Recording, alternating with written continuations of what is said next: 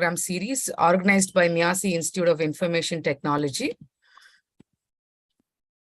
We have planned for one program every week, that is on the Tuesday in the month of November, and we require all your support throughout as well. To begin with, a little gist about our institution. MAANG Institute of Information Technology is situated in Chennai, Tamil Nadu. It was established in 2002. It is accredited from AICTE and it is affiliated to the University of Madras. MAANG Institute of Information Technology is an independent standalone institute offering MCA program exclusively. It is a co-educational institution and has 120 students in each batch studying MCA. That's a little gist about MAANG Institute of Information Technology. So without further ado, let's begin the program. Let's start this session by thanking the Almighty and invoking His blessings. I request Mr. Mohammed Gauss, Assistant Professor, MAANG Institute of Information Technology, to recite the Qiraat. أعوذ بالله من الشيطان الرجيم بسم الله الرحمن الرحيم ألم تر كيف فعل ربك بأصحاب الفيل ألم يجعل كيدهم في تضليل وأرسل عليهم طيرا أبابيل ترميهم بحجارة من سجيل فجعلهم كعصف مأكول. Thank you, ma'am. Thank you so much, sir. I now request Ms. Arshia Mobeen, Assistant Professor, MAANG Institute of Information Technology, to welcome the gathering and introduce the resource person to us. Assalamu alaikum and good evening to one and all present here. A very warm welcome to all the dignitaries, staff members, participants from various institutions. A special welcome to our resource person for the day, Mr.Ashik Basheer, for readily accepting our invite and gracing us with your presence, sir. Mr.Ashik Basheer has completed BE Computer Science from MAANG College of Engineering. He is a full-stack developer, solution architect, blockchain certifier, and in AWS. He is skilled in various fields like handling various operating systems, UI UX tools like Adobe XD, Figma, Flutterflow, front-end developer like Angular, React, back-end developer like PHP, Node.js, Dart, handling databases like MongoDB, Oracle, CoachDB, mobile developer with different framework, chatbot developer, blockchain developer, API developer, application tester, IoT developer. He worked in Wave Technology Private Limited as UX UI developer and solution architect. He is currently a director in Cloudlabs India. He have built several real-time web mobile applications such as vehicle tracking, live chat, real-time analytic dashboards. He have hands-on experience in Amazon Web Services since 2014, which has paved way to build and deploy complex applications. He has created several chatbots on Facebook Messengers and Telegram, having multi-level drill down. His breakthroughs includes building chatbots, consuming OData services, enabling interfaces to SAP. I once again welcome our resource person and all the participants to this international FDP. Sir, now in your turn to hold the floor and regain us with your profound knowledge, sir. Over to you, sir. Thank you so much. So that was quite an introduction. Thank you. All right. So basically, today's session will be about how to get placed in MAANG companies. Okay, so what's MAANG company? MAANG is basically a Meta, Apple, right? Huge Fortune 500 product-based companies. Okay, so now let's deal with software engineering today. Okay, so if I ask a question to somebody, what is a software engineering, or in general, what is engineering? Could somebody tell me in the chat?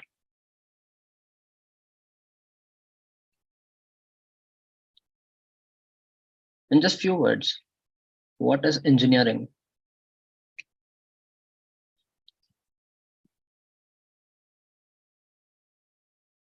A disciplined approach, a structured way of doing things. All right, let's say that I am a BA graduate, right? I'm a computer science graduate.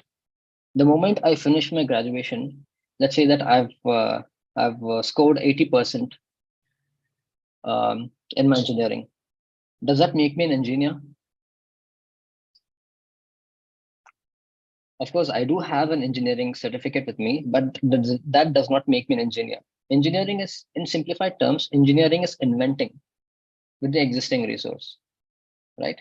For example, somebody invented a car. That's basically mechanical engineering. Somebody who just sits in front of a computer and writes a program for addition of two numbers does not become an engineer, right? Basically, engineers are those who invent things with the existing technologies. And who are scientists? Scientists discover the existing materials in the earth. So they are scientists. So that's the difference between a scientist and an engineer. So the moment when I get out of an engineering college, that doesn't make me an engineer. Rather, if I put some efforts, I become an engineer. Okay. So just keeping this in mind, let's see why a lot of people from a lot general engineering colleges does not get placed in huge companies like Facebook, Apple, Uber, Netflix, right? These are huge companies. Why don't they get placed over there? Now let's compare product-based companies and service-based companies. So what is a service-based company? A few examples are Infosys, TCS, Cognizant, right? A lot of other companies are there. Now these companies hire regular BE graduates, and they give them a post as technical analyst, junior developer, something like that. So what makes them an engineer is that the extra efforts they put in their work. For example, let's break it down. Let's say that I got hired in Cognizant. Working in a service-based company. The code that I will be writing is only to develop some good websites, all right? Very basic websites. But the same person, if gets hired in Facebook, he'll be writing complex algorithms. That is why the pay scale of a developer in a service-based company and the pay scale of the developer in a product-based company is incomparable. Okay, now let me share my screen and look at some statistics. I actually don't have access to share my screen.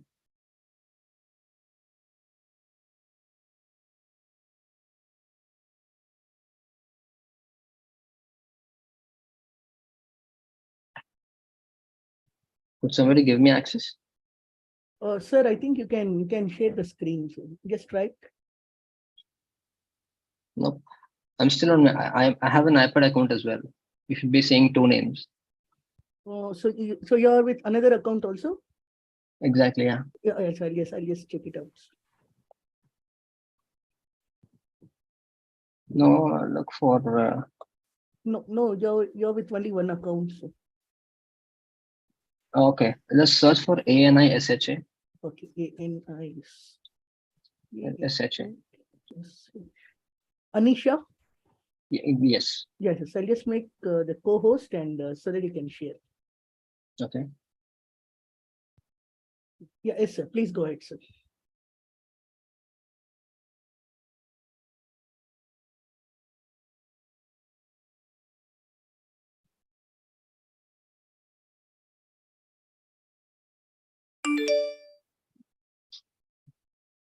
Okay. Now let's say that we have a service-based company. And we also have a product-based company. Okay, all right. Service-based companies are TCS, CTS, can say Infosys, etc. And the companies that fall in line under the product-based companies are, let's say, Meta, previously known as Facebook. We have Google, Uber, Netflix. These are the companies that make at least a few $1 million per month. And these are the companies that make at least few $1,000s per month. All right. So the developers hired here have a pay scale of, let's say that the starting range is 30,000 per month. And the person gets hired here has at least 5 lakhs per month, right? Both are of 21 years old when they graduate out of the college. So what makes them completely different? These people, what makes them completely different than the people coming out from regular engineering colleges? Let's say that these guys who hire engineering graduates, they hire from IITs, they take from IIM and various other reputed institutions. So what is the difference, or what is the approach they take to get placed in these kind of companies so that they become eligible for a 5 lakh rupees per month? It's basically the engineering part. I'm sorry.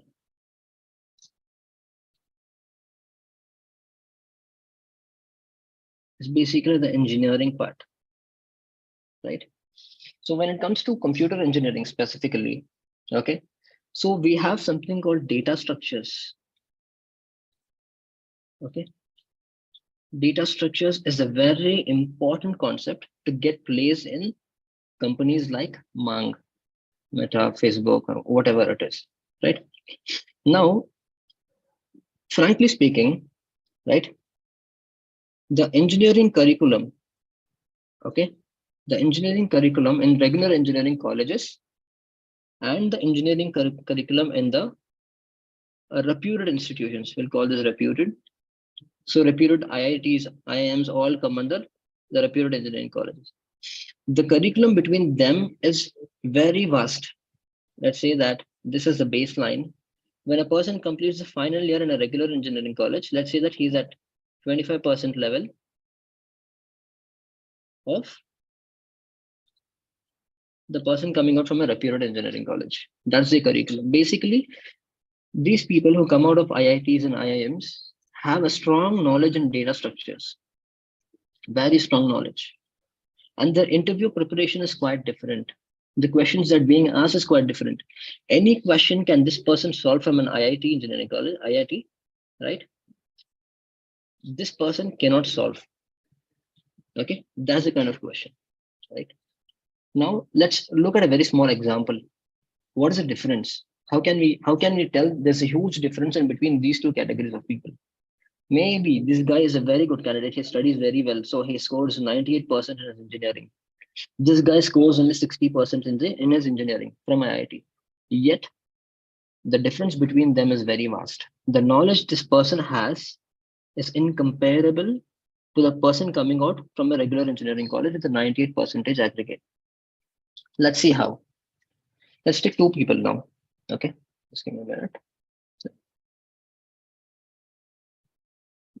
Now let's take two people, and this is a little bit of mathematics as well. But in order to find out the difference between them, we'll have to go through some observations here. For that purpose, let me give you an example. Now let's say that two people are called for the test. Okay, a regular engineering guy and the person coming out from an IIT.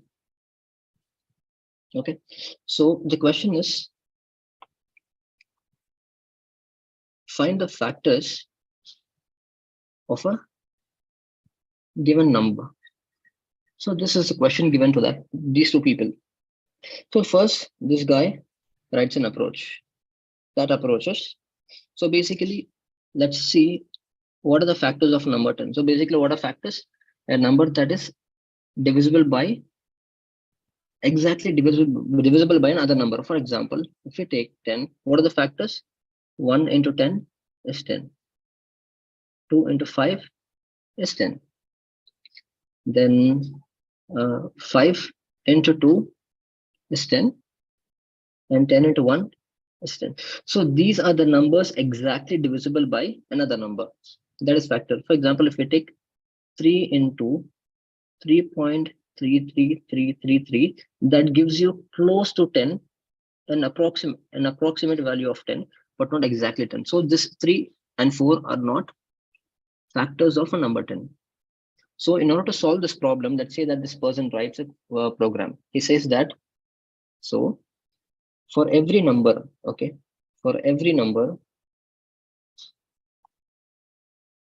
okay, for the count of a given number n, let's say that n is given as 10 here. So he's going to write a code, okay. He writes like this. So he writes number of factors initial is 0. I'm going to run a for loop from I to n, okay, and if the n is exactly divisible by the given number and it has a value 0, it means it's a factor. Okay. Now what I do factors is equal to factor plus 1, something like that. He writes a code. Now, if we closely analyze this code, let's say that we also take a number 24. What are the factors of it? 1 into 24, 2 into 12, and 3 into 8, 4 into 6, and 6 into 4, 7. That's it. 6 4 is 24, right? We can also do 8 3 9 not 10, yeah. And then we have 12 into 2, and then finally 24 into 1. So how many factors do we have? 1 2 3 4 5 6 7 8, right? And then 6 is already taken, 4 is already taken, 8 3 taken, 12 and 2 taken, 24 and 1 taken. So basically we have only 8 factors. The factors of 24 is 8. Now, if somebody gives you a very small number, it's easy to calculate with your pen and paper. But what if you have in millions? For example, let's say 1 in 3, 4, 5, 6, 7, 8. You have this 8 zeros. Do you think it is really possible to do with your pen and paper? Really not possible. That is why we need computers to solve a given problem. When the problem is easy, we don't need external help. But when problem becomes difficult, we are dependent upon the computer systems. That is when coding is required. Now, let's analyze. For example, let's say that this is 10 to the power of 8. Okay, and let's say that the computer is able to process this in 1 second. The computer is able to process the factors of this number in 1 second. So could somebody tell me in the answer, if there are 10 to the power 9 zeros, how many seconds is it going to take?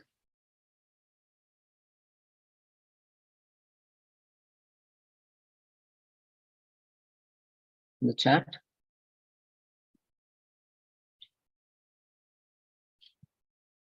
I'm just adding one extra zero here. I'm just adding one extra zero, making it 9 zeros. How much time would it take?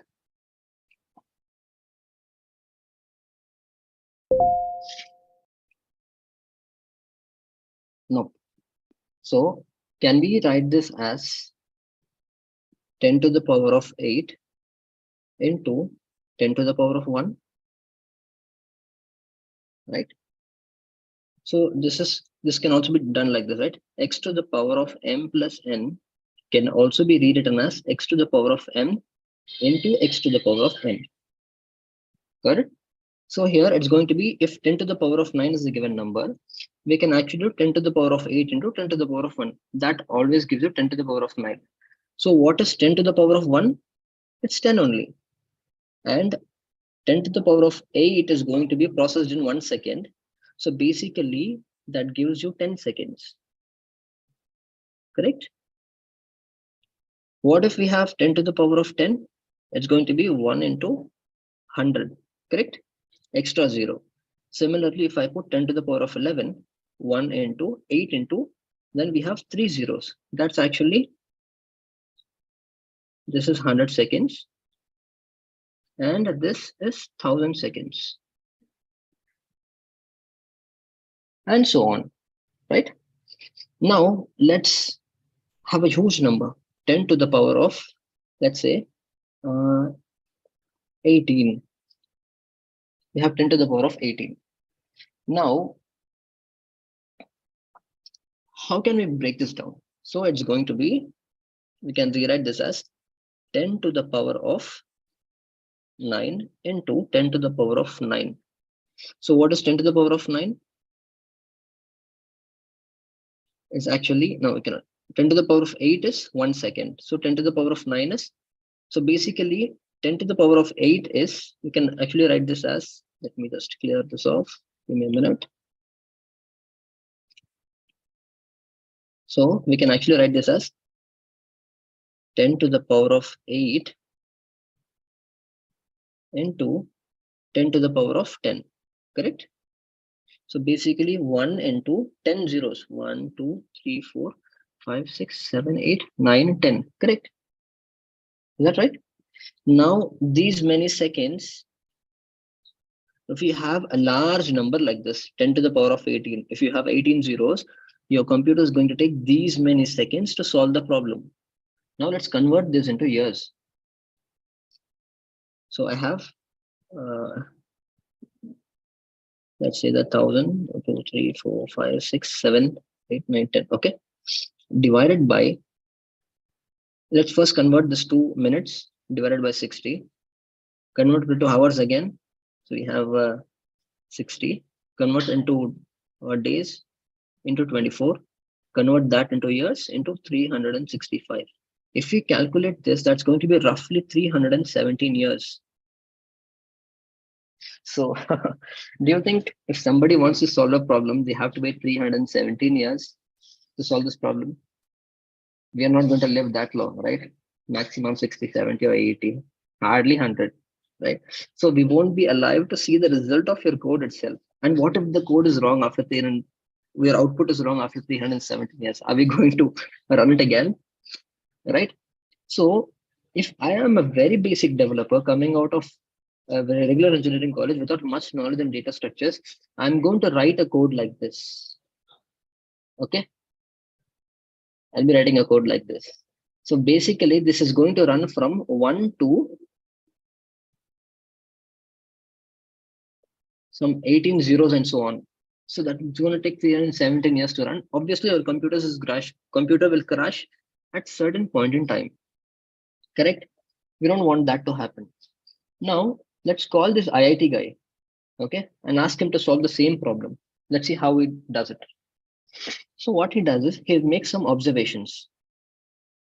So we say that he'll first add count the factors of 10 here. Okay. So let's say that he counts the factors of 10 here.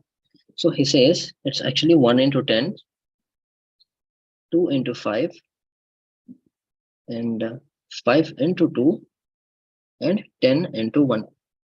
So how many factors do we have? Okay, we have 1, 2, 3, 4. All of them are duplicates. We don't count them. Duplicates. So basically 10 has 4 factors, right? So for 24, how many factors do we have? We have 8 factors that we have already seen it here, right? So 24 has 8 factors, and this one has 4 factors. 10 has 4 factors. So in both of them, if you notice that the left-hand side number is always less than the right-hand side number, right? Left-hand side is always, if we take this as A and this as B, can we write this as A is always less than or equal to B?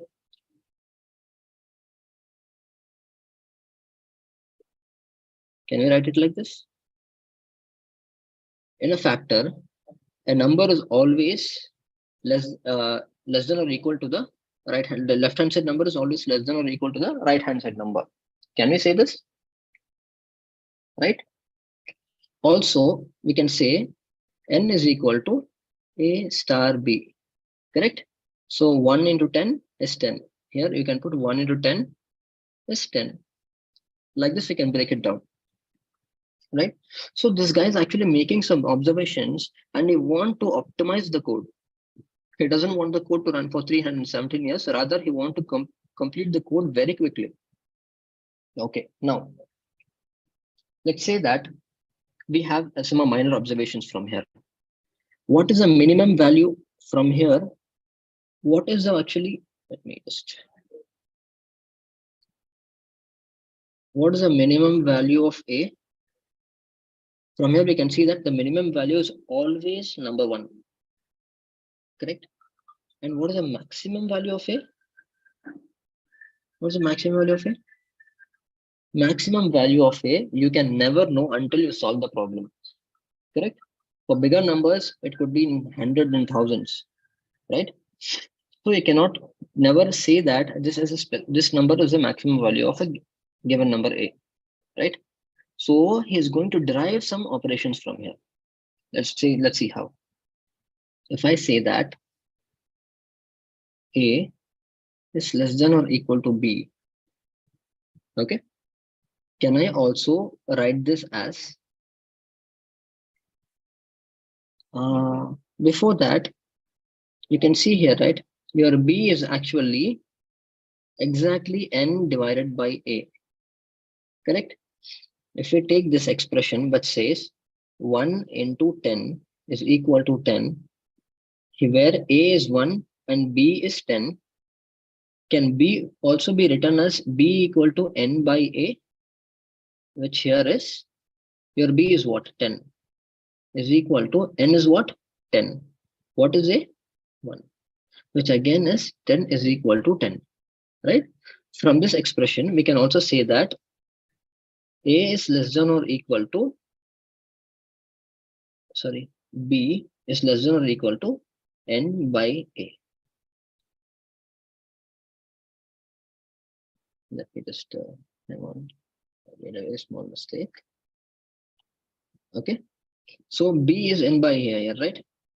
Which means B is equal to n by A. So I'm going to do the same thing. We can also rewrite this as A is less than or equal to, instead of B, I'm going to replace that with n by A. Now we can also simplify this as A square is equal to, is less than or equal to, less than or equal to n. If you move this 2 to the right hand side, what does it become? This becomes A is less than or equal to square root of n. Is that clear? So from the observations here, I'm able to deduce that A is always less than or equal to square root of n. Correct? Now, let's say that if I do this, can I safely say that if you have 100 as a given number, can I say that your factors cannot exceed 10? Why? Because square root of 100 is what? The square root of 100 is 10, which means that if you notice this one, your number is always less than or equal to square root of 1, correct? Square root of a given number, 10. So from this, what I can tell you is, this is basically, I can do this. For example, from the given observation, we have deduced that actually A square is equal to, is less than or equal to square root of n, which means that now I can do this, where A is your left hand side number, right? A is your left hand side number, correct? Okay, so I can safely say that if I'm going to have 10 to the power of 18 iterations that will be running for 317 years, I'm going to optimize this based on my derivations. Okay, I can also rewrite this as where my factors is the value of A, factors is equal to square root of 10 to the power 18. If I remove the square bracket, what does factors become? Factors is equal to, if I'm going to remove square root, it becomes 10 to the power of 18 into 1 divided by 2. And again, this becomes 10 to the power of 9, right? 2 ones are 2 and 2 nines are 18. 9 into 1 is 9. So this becomes 10 to the power of 9. And what is 10 to the power of 9? According to our calculations, 10 seconds. So basically, we reduce the execution time from 317 years to just 10 seconds. Isn't that awesome? So this IIT guy, he already knows these kind of data structures. He does know how to extract theorems, how to write proper code, how to optimize the code. So with just this basic observation from factorials of given number, he only looked at the left-hand side number. On the right-hand side, he noticed that these numbers are duplicates, right? So the factor is always less than or equal to the square root of a given number. Okay. So from this, what can we say? If n is given, the factor is 4, correct? What the square root of what's the square root of 10? It's 3 point something, right? If you just floor it, what is the floor value of 3? I'm sorry, ceiling value. What is the upper limit of 3 point something? That's a 3.05 is a value. What is the upper limit? The upper limit becomes 4. Correct? So there are 4 factors. Likewise, if I do this, I get 10 to the power of 9 seconds. So I have reduced the time very drastically. So I'm going to rewrite the code which this regular engineering guy did. So he wrote this code, okay? So I'm going to rewrite this again. Let me just rewrite this. So now it becomes, I'm going to rewrite this one. It becomes count of n. If it's 10 to the power 18, I am actually not going to run every time I say factor count is initial is 0. I am going to write a for loop for a is equal to 1, 2. Instead of n, I'm going to write square root of n. So in this case, if it's 10 to the power of 18 zeros, I'm going to shrink that to 10 to the power of 9 zeros. That is my square root value. Okay. And now I can do some logic. If n percentage a is exactly 0, that is a factor. Then I can increment my factor. Factor is equal to factor plus 2 actually, because I have 2 counts, right? 1 and 10, 1 and 10. But that again is a mistake. So what I do, I also make another check. So I write another code. If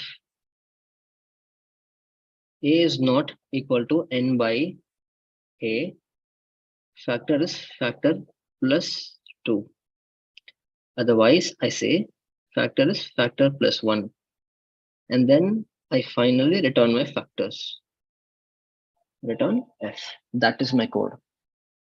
So instead of running it for 317 years, I'm going to run it only in 10 seconds.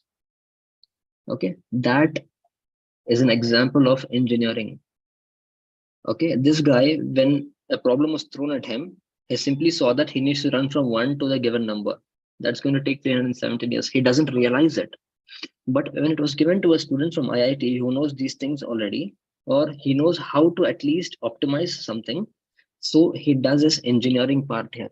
So all of the calculation it did here was pure engineering, right?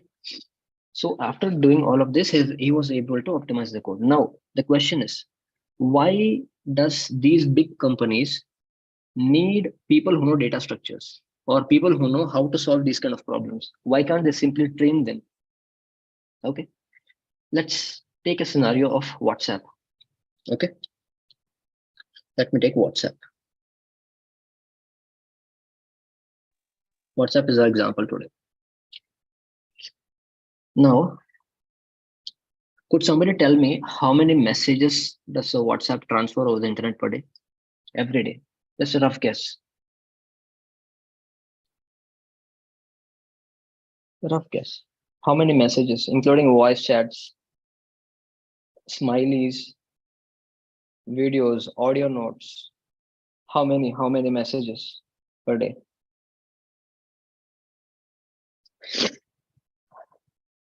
Afzal, do you know how many downloads are there in WhatsApp today?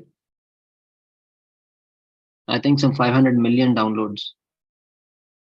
Or 50 million, I don't know. Even if there are 50 million is the least, everyone sends one message per day. That's already 50 million messages per day.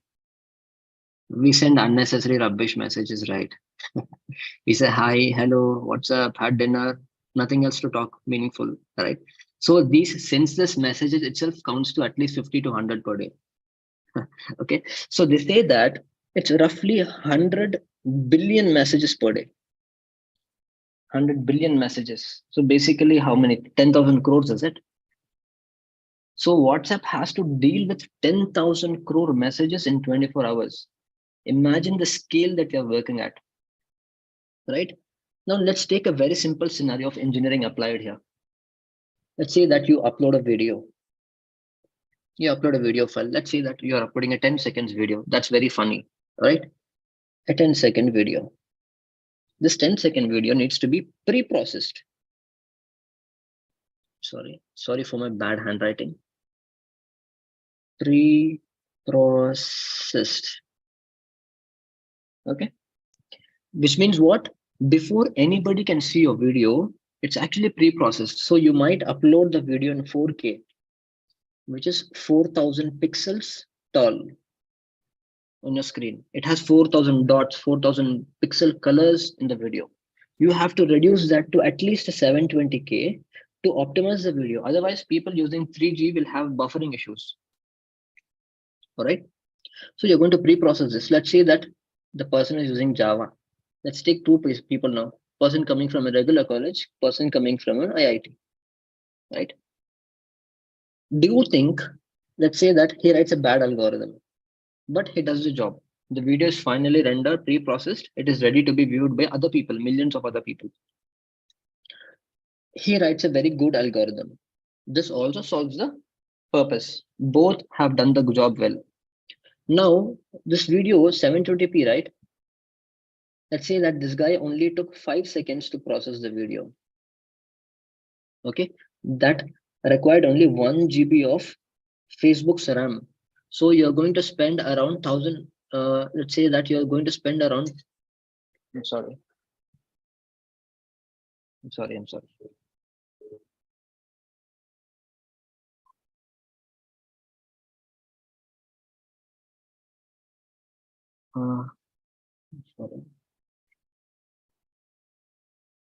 Are you still able to see my screen? Yes, sir. Yes, sir. Okay, all right.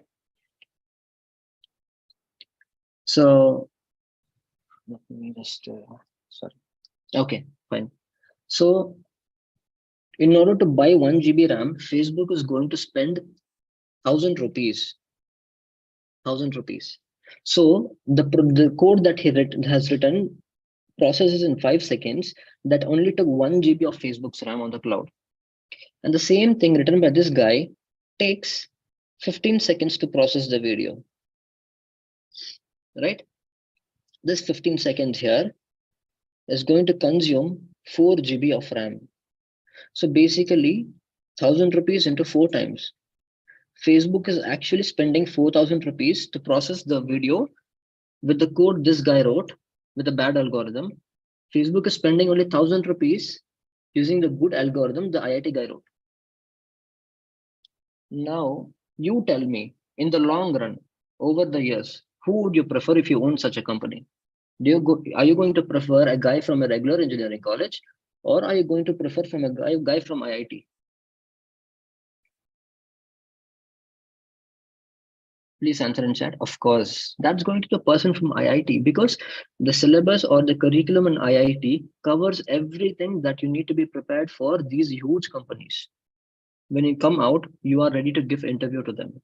That is why Facebook, Google, Apple, these kind of companies hire people from IIT, IIMs, and give them huge salaries, because these people are capable of thinking through, observe the problem, and approach to the solution.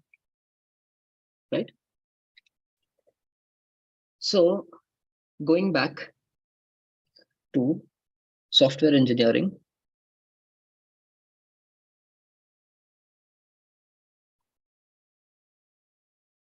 coming back to the software engineering here. Question is, why only IITs? Why only IITs and IIMs? Why? Next question. Why can't a regular engineering or any computer graduate get into these companies? Right? So the question is, we'll keep it short. Let's not go into details now. The question, we have to ask the question. One simple answer is data structures. What is data structure now? Data structure is observe and approach. right? Observe and approach. One example was your factors of a given number. Instead of running from 1 to these many numbers, I'm just running from 1 to 3, 4, 5, 6, 7, 8, 9. So I'm actually drastically reducing from 317 years to just 10 seconds. This is data structures. You need to know different kinds of algorithm to solve a problem in a very short span of time, or at least in an optimized way, right? That is data structures, not just data structure. You need to be well versed with the data structure. We have something called high level design. We have something called low level design. And finally, the softwares. Let me write it properly. The softwares. So basically, you can call this as programming language, or you get well versed with your programming. These are the most necessary aspects you need to be good with to get into these companies.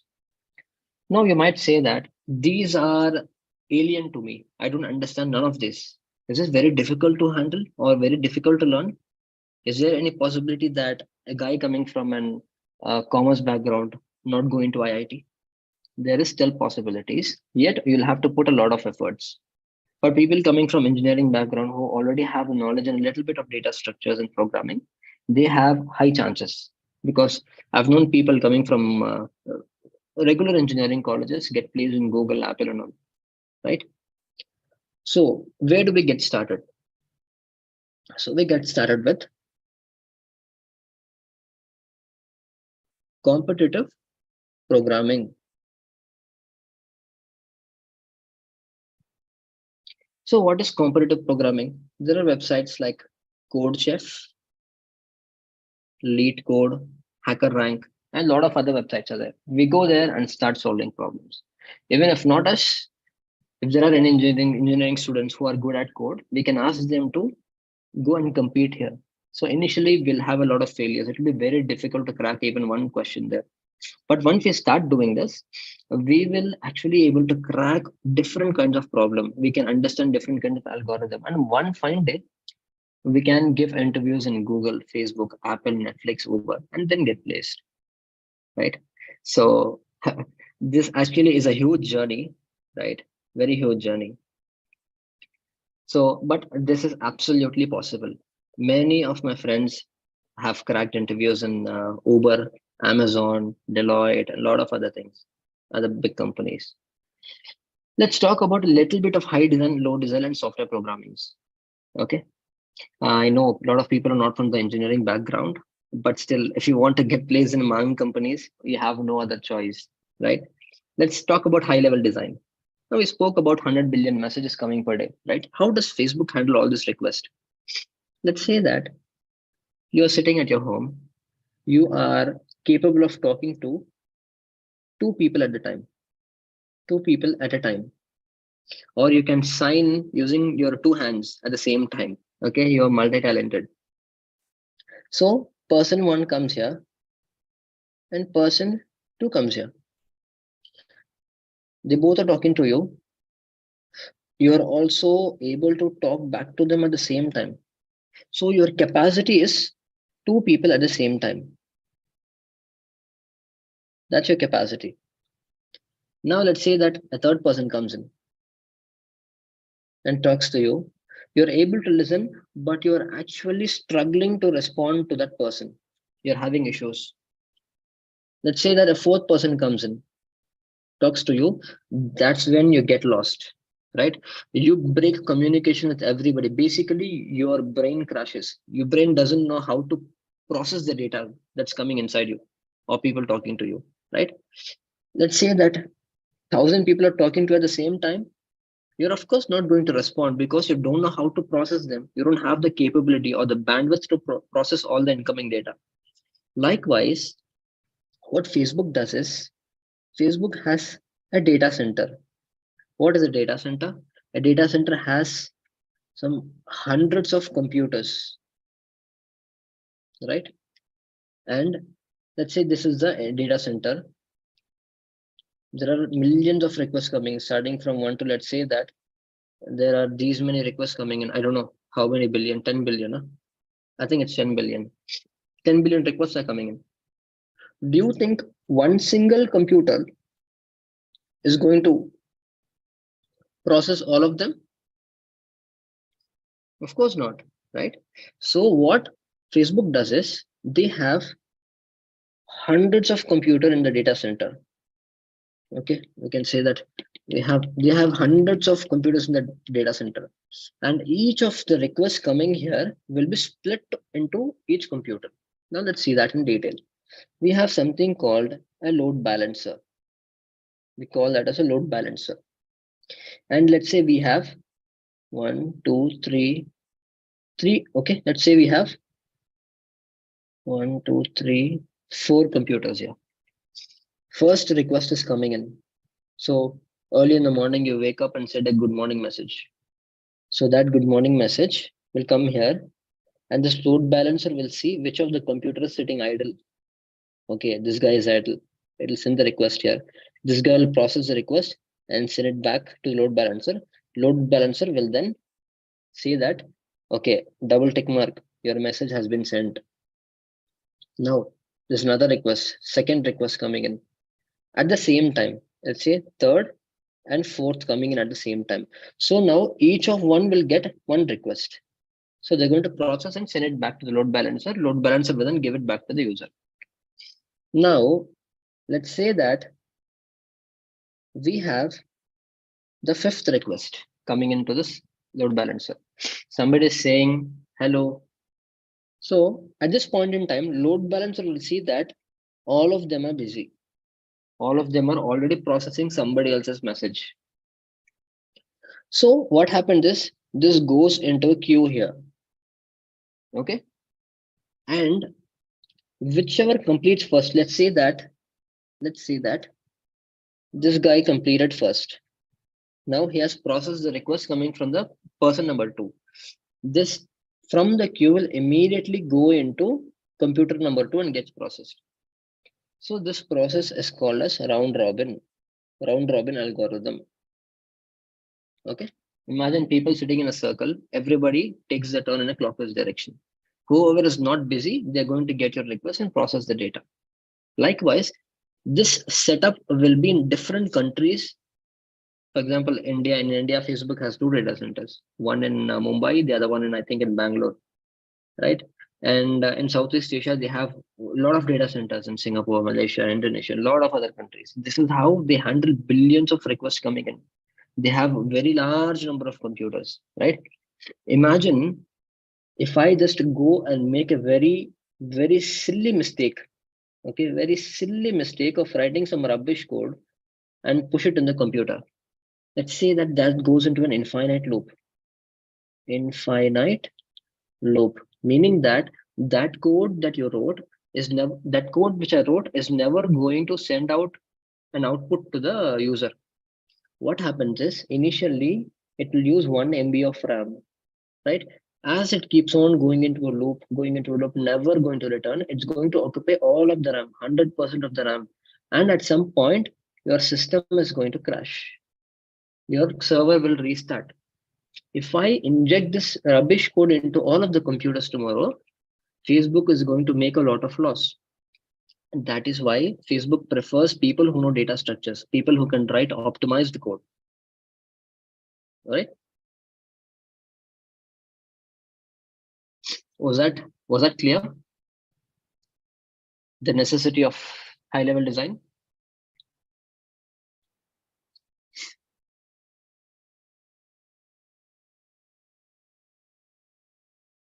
All right. Okay. I don't know to how many of you people is this going to be useful, but it's basically, just applying some general knowledge, how systems work actually, right? So low-level design. So we have a low-level design as well. So what is low-level design? Low-level design is actually your coding skills, right? So let's see how the processor actually works. So when you buy a computer or a laptop, it basically says your CPU can handle 2.8 gigahertz of instructions per second, right? Some processors are very fast, 3.4 gigahertz. You would have seen, right? And your RAM can process at 1336 megahertz per second. So what are these hertz? Right? So basically hertz means frequency. And what is frequency? When you take a clock, an analog clock, right? Let's say we have 1, 3, 6, 9. I'm sorry, this is 12. So in order for your minutes needle to complete one full cycle, how long does it take?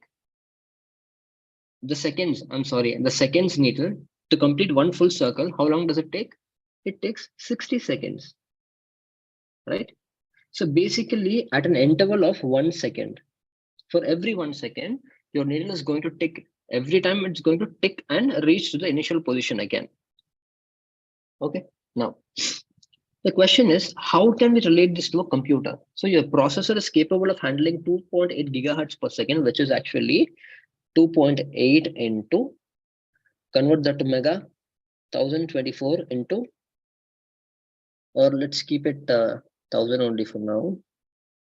When you convert that to mega, it becomes this. And if you convert that to kilobytes into 1000, if you convert that to bytes, another 1000. And if you convert that to bits, into 8. Okay. So the value is roughly 28,000,000,000,000 into 8 actually. So 8 8s are 64, 8 1s are 8, 8 2s are 16, and 174. So basically it's 174,000,000,000,000 instructions per second. Now, what is instructions per second? How do we calculate this? How do we weigh this one? Computers only understand 0 and 1. Agree? Computers does not know if you're typing an alphabet A, alphabet B, or a number 1 or a number 2. Computers can only understand zeros and ones. It is not the zero that we think, it's basically the current. Okay? 0 means off, 1 means on. Basically, current supply is cut off to the, sorry. So basically, this current supply is cut off when the processor reads a 0. And current supply is passed to the processor when 1 is sent to it. So it's basically processor turns off and turns on in a very, very small fraction of time, right? So a 2.8 gigahertz processor can actually process these many zeros and ones per second in this 1 second. Okay. Now let's deal with actual data. So you say that we are passing a value 10 here. The binary representation of 10 is 1010. An actual number 10 in a computer converts to 1010 when the processor processes it. Okay, good.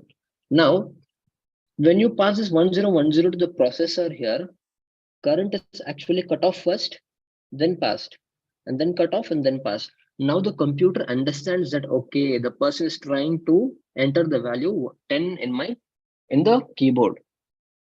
And what is the value of capital A in a computer? Converts to binary, it takes the value 65. And when you convert the 65, it has something like 011, 011, sorry, 1011, 011, 001. This is the value of 65, but I'm not sure. If this current flow passes on, off, on, off, on, off, on, then the computer understands that, okay, this person has typed alphabet A on the keyboard and it is uppercase. And what is the lowercase value of A? It's 97. Okay. And 90, and the value of 0 is, I think it is 96. Okay, this is how computer works, right? So when you write your code, you make sure that you write very small pieces of code. If you write long pieces of code, your processor will take a lot of time to process your code. Let's say that you're making a UPI transfer, okay, of 1,000 rupees to your friend. Okay, a person like me who comes and writes very bad algorithm. I write a very bad algorithm. Okay, that takes uh, 30 seconds to transfer your money. Okay, so I write huge lines of code where the processor takes a lot of time to process it. Will you not feel frustrated? Because in today's world, we want everything to happen very fast, very quick, in just a blink of an eye, right? If you're going to take 30 seconds, you will really feel frustrated. And people close the app and go switch to another app. That is what happens today. Now, my boss calls another person and ask him to write the same code, same process, transfer 1,000 rupees from one friend to another. He does it in just 2 seconds. Now, customer satisfaction is very important, right? Now, when the customer, right, encountered 30 seconds, he was feeling very frustrated, right? Here, the customer was delighted. He don't expect that to happen in just 2 seconds, right? So this contributes to the low-level design, right? Okay, since we have very less time, I'm just going to jump into programming. If this session is good, maybe you can request for a detailed session. We can go through some actual programming. We can see in practical how it really works. Then let's talk about programming languages, programs. So to anybody to get started with any programming language, I would recommend to start with JavaScript. JavaScript is the easiest programming language. Okay, very easiest. What is the most difficult programming language? C programs. This is what we are taught in the engineering colleges, right? So if somebody is very much interested in starting writing codes or building up applications, you have to pick JavaScript, right? And if you think you're very skillful, you want to learn the most difficult language in the world, then you go for C. If you learn C, you can crack anything in the world. Okay, but with the help of C, you can't build any applications today. Maybe you can work on chip level programming, like you can build your own washing machine, right? Or you can code your refrigerator, because C++ are built to work at chip levels. So if you want to build nice applications, you can go for JavaScript. You have Java, you have Node.js, and a lot of other programming languages. Okay. All right. So there's actually a lot to go through this. Okay. So basically, whatever an IIT guy learns in 4 years, we just broke it down to 1 hour. Okay. So we are actually not justifying uh, what we're supposed to, right? But this is a high level picture of uh, what an IIT guy learns in the college. Okay. So if anybody is interested, you must start with competitive programming. That is your starting point. And good luck. That's all. I hope that was very helpful to you guys. Maybe a lot of Yes, experienced people are here. And I'm really sorry for coming late today. Uh, I had an unexpected commitment today. I'm really sorry for that. Please take over. Yes, it was a very informative session. I think I'm sure it would have been really helpful for all our audience as well. The floor is open to questions. Participants, you can post your questions.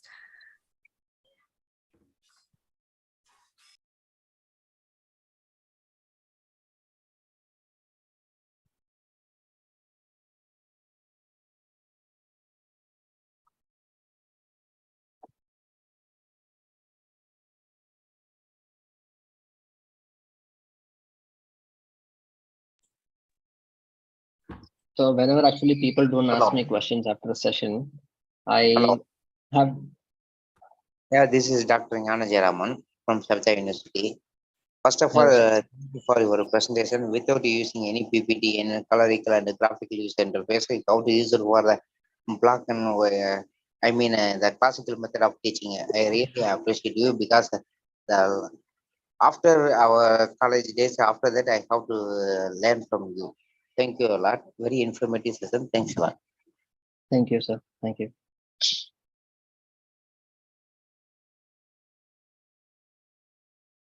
Participants, you can even unmute and ask your questions.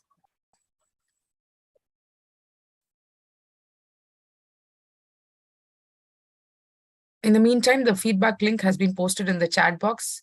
Kindly fill the feedback form link.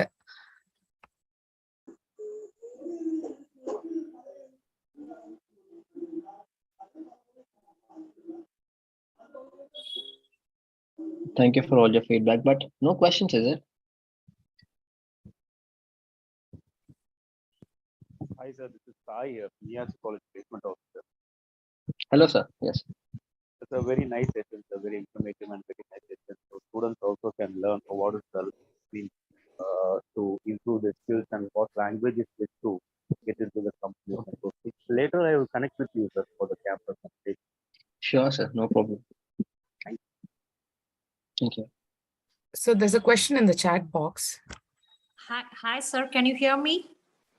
Yes, I can hear you, Mohanaka. Sir, sorry, I missed this session.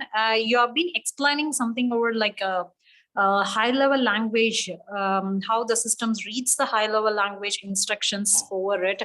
If the number of codes, which has been minimal, it takes a less time to process.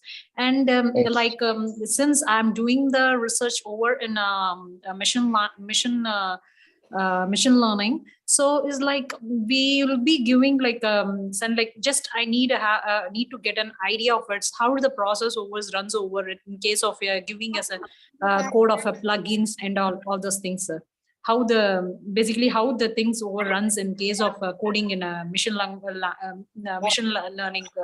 things, sir. Okay. Okay. See, in machine learning, you mostly use Python and R programming languages, right?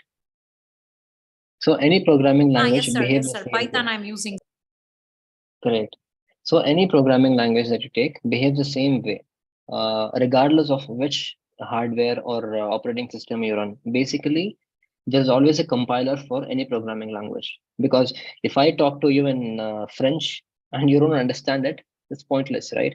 So you need to have a translator between you and me who can understand both French and English. That is your compiler. Your compiler actually converts uses programming language into a machine code, basically zeros and ones, so that the processor can understand and process it. Right. So machine learning is no different than any other programming language. So basically, we're going to use either R or Python for machine learning. So the compilation and interpretation process is the same.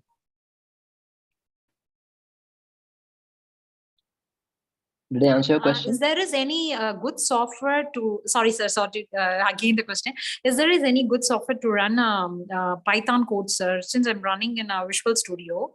So is are all the compilers which runs in the same, like I'm telling it like a performance level or like in a different environment? VS Code is actually good. VS Code is open source by Microsoft. But if you still prefer an IDE that works well for Python, you can use PyCharm. PY, sir? PY? Charm. I'm going to write that in the chat a moment.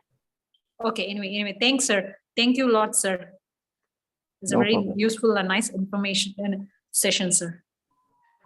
Thank you so much. I put the software name in the chat.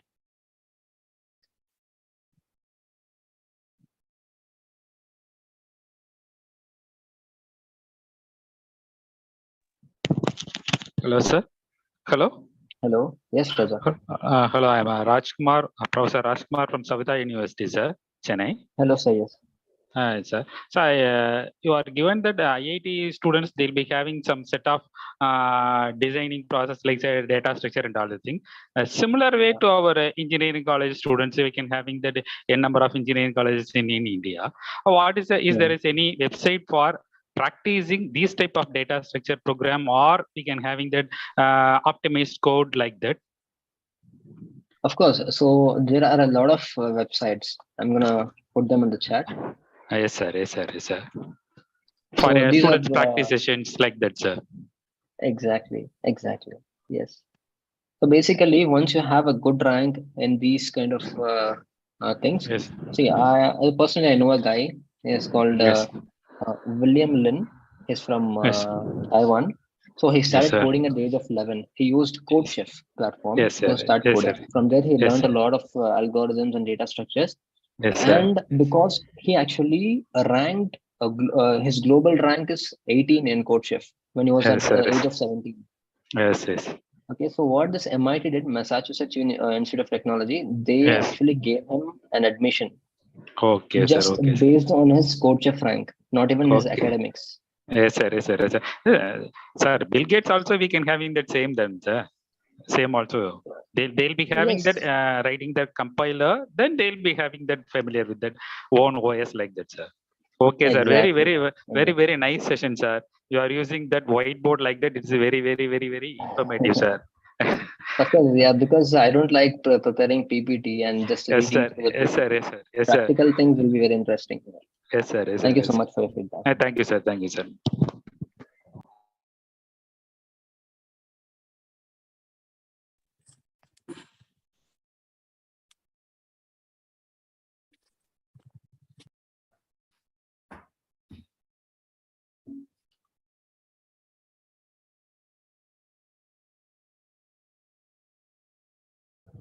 Can we move on, ma'am? Sir, thank you, sir. I am Dr. Revati from MAANG Institute of Information Technology. Hello, ma'am. Sir, thank you very much, sir. Your session is very informative. Thank you so much. And readily you accept your invitation also. It's a very nice, sir. No problem. Yeah. Thank you, sir. Thank you. I'm actually honored to be, in the presence of a lot of lecturers and professors here. I also feel very honored. Thank you for this opportunity. Thank you, sir. So it was really a great session. Actually, we need something like practical kind of a thing in future. Yes, detailed session with you, sir. Sir, whenever you get time, please visit to our institute, sir, once. Of course, I will. Okay. Okay, sir. Thank you, sir. Thank you. Thank you, sir. It was indeed a very excellent, it was excellently presented and it was very informative as well. To move forward and to place our gratitude, I now request Dr. Sultanuddin, Assistant Professor, MIASI Institute of Information Technology, to propose the word of thanks. Thank you, Shamia, ma'am. Thank you. Assalamu alaikum and good evening to one and all present here. It's my privilege to propose a vote of thanks for today's event.